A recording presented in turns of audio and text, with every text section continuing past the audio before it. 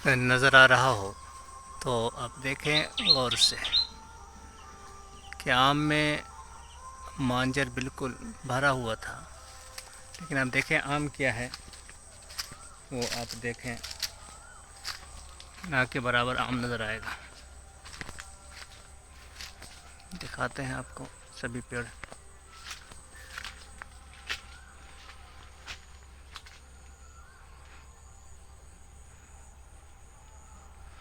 इसमें आप देखें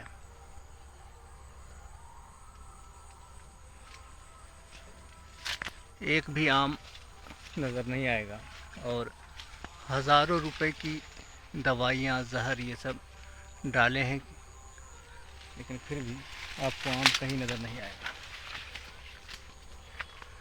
अब देखें यहाँ एक भी आम नहीं है पेड़ में।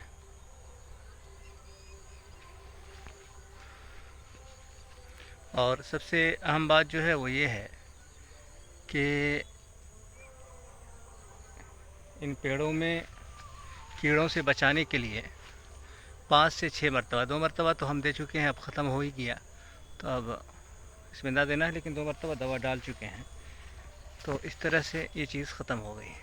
आप देखें तो मैंने कई मरतबा कहा कि ये जो भी फल खाने वाले लोग फल खाने की बात करते हैं, वहाँ भी देखें आप सामने कहीं भी देख लें, किसी भी पेड़ में आम नज़र नहीं आएगा। जहाँ तक आप देख सकते हैं किसी भी पेड़ में आम नहीं है। तो मैं ये कह रहा था कि जो लोग फल खाने की बात करते हैं, मांस खाने से रोकते हैं, उसको मैं ये बात बार बार कहता हूँ कि भाई एक आम के लिए या एक फल के लिए हमें हज़ारों जीवों की और इसमें जो कीड़े मकोड़े होते हैं उनकी हत्या करनी पड़ती है एक आम के लिए।